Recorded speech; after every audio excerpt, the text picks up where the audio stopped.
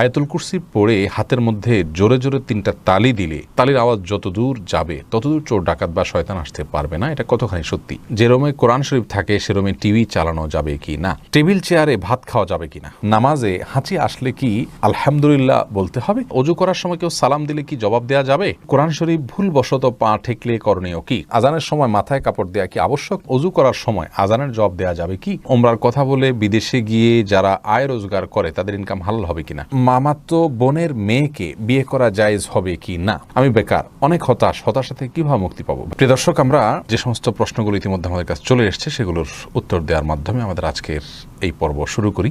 রায়হান হাসান জানতে চেয়েছেন, অজু করার সময় কেউ সালাম দিলে কি জবাব দেওয়া যাবে? উত্তর হলো যাবে, কোনো অসুবিধা নেই। অজুর মধ্যে অজুর ফাঁক দিয়ে আপনি কারোর সালামের জবাব দিতে পারেন, তবে পানির ট্যাপ ইত্যাদি বন্ধ করে নেবেন যাতে করে পানি অপচয় না হয়, আর গল্প স্বল্প করা যাবে না। মেহেদী হাসান জানতে চেয়েছেন, নামাজে হাঁচি আসলে কি আলহামদুলিল্লাহ বলতে হবে? ভাই মেহেদী হাসান, নামাজে যদি হাঁচি আসে তাহলে সেক্ষেত্রে আমাদের কোনো কিছু বলতে হবে না, কারণ আলহামদুলিল্লাহ বলা, ইরহামুকাল্লাহ বলা এগুলো সালাতের বাইরের জন্য প্রযোজ্য, সালাতের মধ্যে এগুলো বলা যাবে না।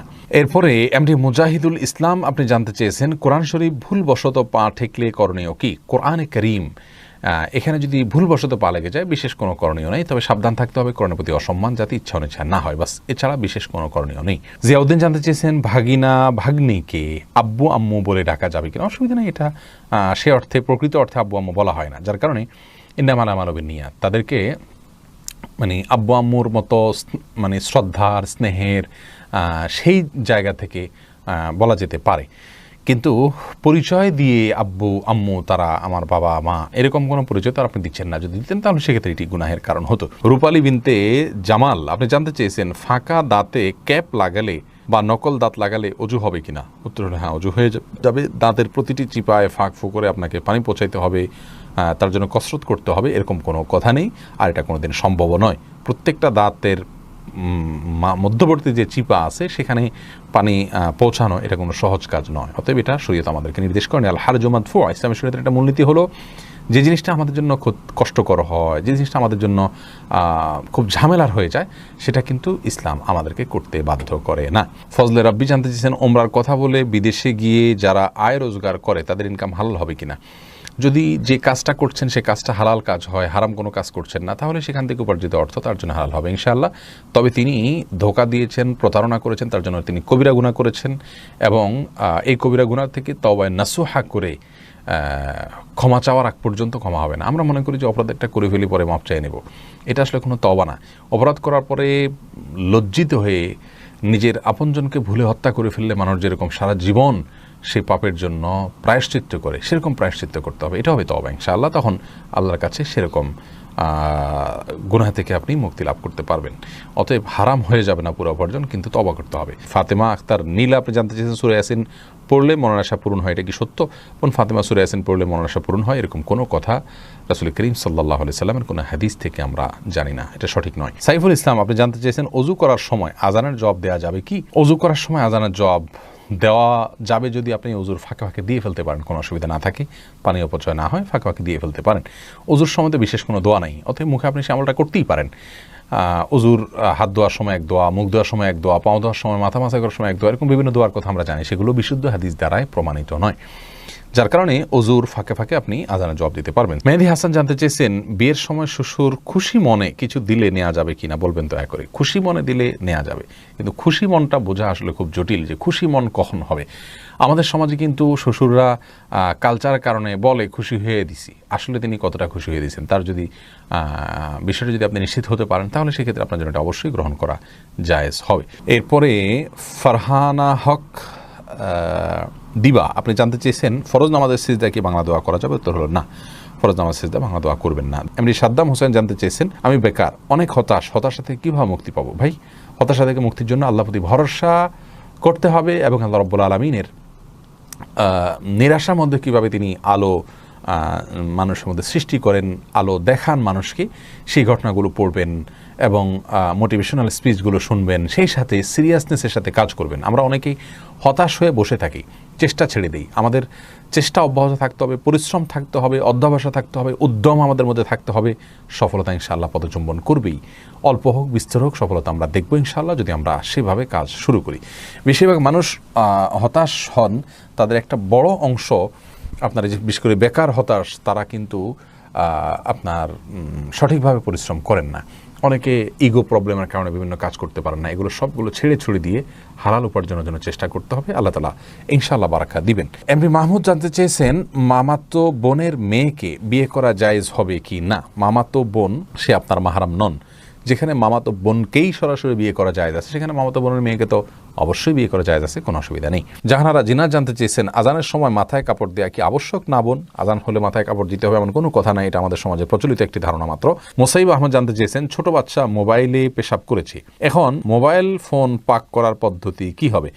মুছে ফেলবেন, পেশাবের কোনো আলামত না থাকলেই হবে। আর যদি ভিজা কিছু দিয়ে মুছতে পারেন তাহলে সবচেয়ে ভালো, ভিজা কিছু দিয়ে মুছে ফেলবেন যাতে পেশাবের গন্ধ না থাকে। কোনো যদি গন্ধ না থাকে তাহলে কোনো অসুবিধা নেই। যদি খাবার ইত্যাদি থাকে সেটাকে ধুয়ে ফেলবেন, কারণ সেখানে পেশাব শুষে গন্ধ হওয়ার সম্ভাবনা রয়েছে। ইশরাতুস সাদিয়া জানতে চেয়েছেন, 4 রাকাত তাহাজ্জুদের নিয়ম কি? বোন ইশরাতুস সাদিয়া, তাহাজ্জুদের বিশেষ কোনো নিয়ম নেই। অন্য সমস্ত নামাজ আমরা যেভাবে পড়ি তাহাজ্জুদের সালাত আমরা একইভাবে পড়ব। তবে সলাতুল লাইলি ওয়ান নাহারে মাসনা মাসনা, রাসূল আকরাম সাল্লাল্লাহু আলাইহি ওয়াসাল্লাম বলেছেন রাত এবং দিনের নামাজ 2 রাকাত 2 রাকাত। এর জন্য তাহাজ্জুদ 2 রাকাত 2 রাকাত করে পড়া উত্তম। 4 রাকাত একসাথে পড়লেও হয়ে যাবে। 2 রাকাত পড়ে সালাম ফিরে আবার 2 রাকাত পড়বেন। যে কোনো সূরা পড়তে পারেন, তাহাজ্জুদের জন্য নির্দিষ্ট কোনো সূরা না যে এই সূরা পড়তে হবে, এতবার পড়তে হবে, এরকম কোনো কথা নেই। তবে যত দীর্ঘ সূরা পড়তে পারেন, যত আস্তে আস্তে পড়তে পারেন, রুকুতে যত সময় দিতে পারেন, সিজদায় যত সময় দিতে পারেন, রুকু থেকে উঠে দাঁড়িয়ে যত সময় দিতে পারেন, 2 সিজদার মাঝখানে যত সময় দিতে পারেন, ততই কল্যাণ নিহিত আছে। এমডি কাইয়ুম রাহমা এই নাম থেকে আমি যে প্রশ্নটি দেখতে পাচ্ছি সেটা হলো, টেবিল চেয়ারে ভাত খাওয়া যাবে কিনা? উত্তর হলো যাবে। তবে রাসূল করিম সাল্লাল্লাহু আলাইহি ওয়াসাল্লাম সম্পর্কে হাদিসে বর্ণিত হয়েছে, মা আকালা নবী সাল্লাল্লাহু আলাইহি ওয়াসাল্লাম আলাল খেওয়ান কাত্তু, তিনি কখনো খেওয়ানের উপরে খান নাই। খেওয়ানের ব্যাখ্যা অনেকে বলেছেন টেবিল চেয়ার, যার কারণে এটা অ্যাভয়েড করা, বিশেষ করে হেলান দিয়ে তিনি কখনো খাননি, এরকম একটি বর্ণনা পাওয়া যায়।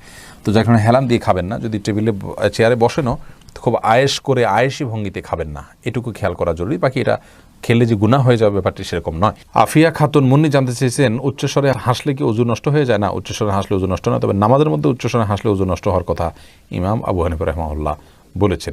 দেলোয়ার হোসেন জানতে চেয়েছেন, যে রুমে কোরআন শরীফ থাকে সে রুমে টিভি চালানো যাবে কি না?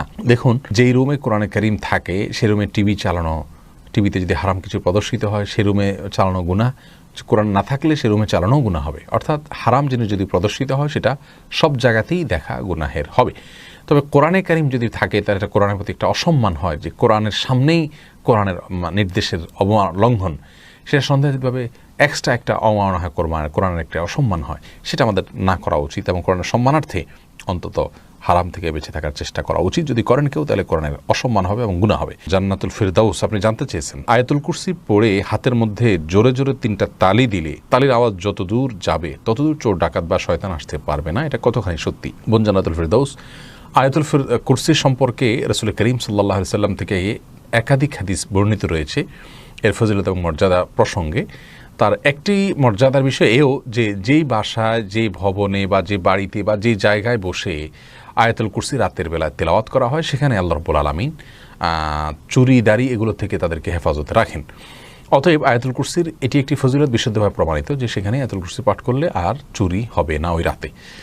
কিন্তু এর মানে এই নয় যে, যেমনটা আপনি বলেছেন যে 3 বার তালি দিতে হবে, তারপর তালের আওয়াজ যতদূর যাবে ততদূর আপনার প্রোটেকশনে চলে আসবে, এরকম কোনো কথা কোনো বিশুদ্ধ হাদিসে বর্ণিত হয়েছে বলে আমাদের জানা নেই। এরপরে জান্নাত রাখি আপনি জানতে চেয়েছেন, স্বামী পরকীয়া লিপ্ত হয়ে দূরে সরে আছে, তাকে কাছে ফিরিয়ে আনার কোনো আমল আছে কিনা? বোন জান্নাত, অনেকে আমাদের কাছে এই বিষয়গুলোর জন্য আমল চান। আমরা মনে করি দোয়া জিকির এগুলো কোনো বোধহয় মিরাকল, অর্থাৎ এগুলো পড়লে অটোমেটিকভাবে আমাদের কোনো অলৌকিকভাবে কিছু ঘটে যাবে। এটি মৌলিকভাবে আমাদের একটি ভুল ধারণা। মনে রাখা উচিত যে আমাদের কর্মের মাধ্যমে আমাদের জাগতিক সমস্যাগুলো সমাধান করতে হবে, সেই সাথে আল্লাহ রাব্বুল আলামিনের কাছে প্রার্থনা করে রাখতে হবে, দোয়া করে রাখতে হবে তিনি যাতে সহজ করে দেন। এখন আপনার স্বামী পরকীয়া লিপ্ত হলে তাকে কাউন্সেলিং করতে হবে, তার সংশোধনের জন্য যথাযথ ব্যক্তি নিয়োগ করতে হবে, তাদেরকে ব্যবহার করতে হবে, আপনি নিজে চেষ্টা করতে হবে, আল্লাহর কাছে দোয়া সেই সাথে চালাতে হবে।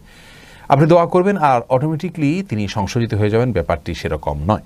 বিধায় আমাদের এই বিষয়টি খেয়াল করা উচিত। আপনি তাকে নিজের দিকে আকৃষ্ট করুন, তাকে কিভাবে ফেরানো যায় তার জন্য সমস্ত পন্থাগুলো অবলম্বন করুন।